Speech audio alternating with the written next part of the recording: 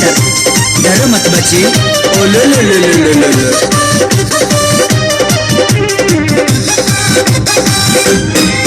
देह तोरा पानी खिली, बोला बेटा कैसन फील, कैसे बताई? देह तोरा पानी खिली, बोला बेटा कैसन फील। चोट गहरा बमन हम कूद जा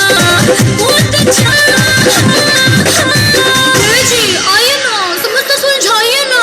बच्ची आला से भाला हो जाएगा। आवा ना लौट जा, आवा ना लौट जा, आवा ना लौट के तू लाहे लाहे भूत जा। आवा ना लौट जा, आवा ना लौट जा, आवा ना लौट के तू लाहे लाहे भूत जा।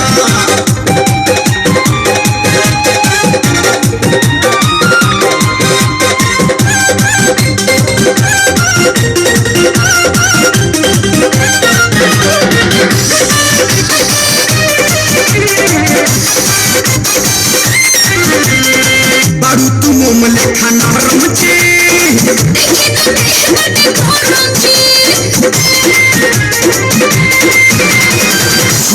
देह लागे कीटर जी,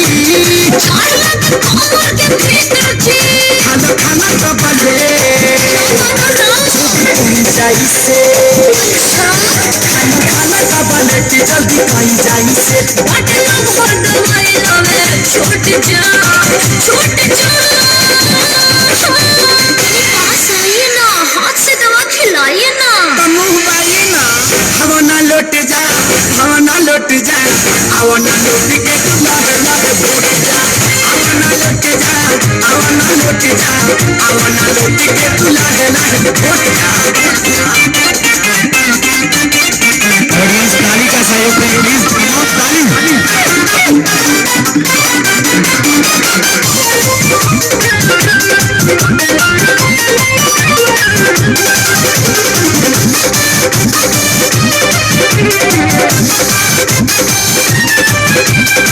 हवा ना गाड़ी इंजेक्शन हो,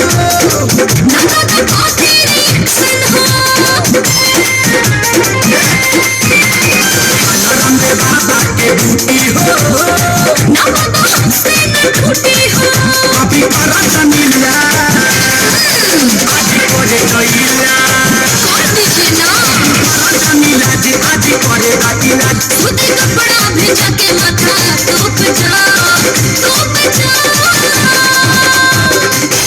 खिलाइए ना, टॉनिक मत खिलाइए। बहुत महंगा है, बड़ी मार मारेंगे। चुप। हवा ना लौट जा, हवा ना लौट जा, हवा ना लौट के तू लाहे लाहे भूत जा।